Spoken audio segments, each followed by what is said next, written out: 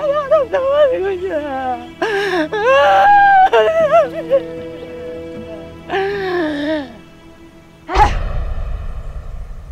Yun.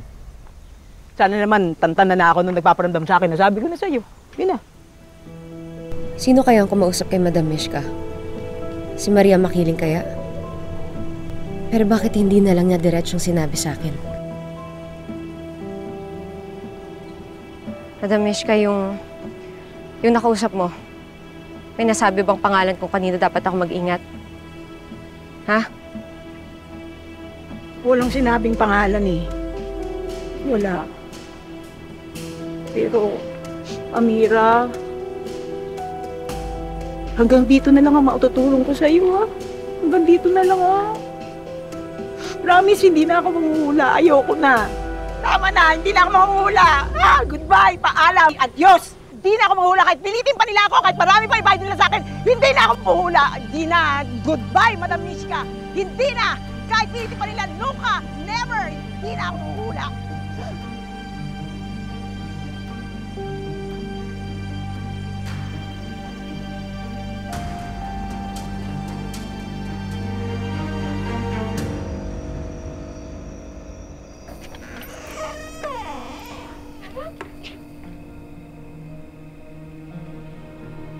Nandito ka na naman ba?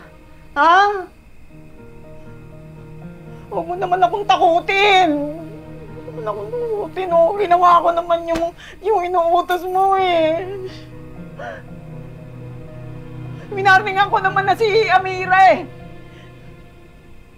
Promise. Promise. Hindi na ako manloloko. Hindi na ako manloloko.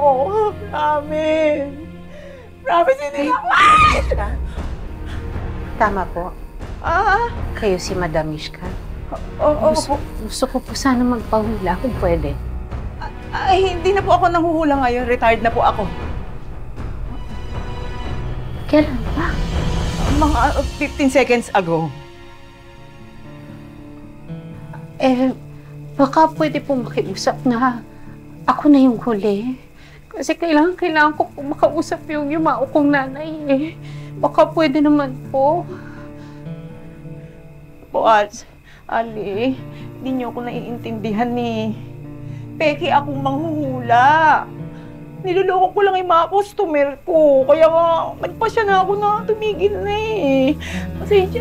Pasensya na talaga. Sige po.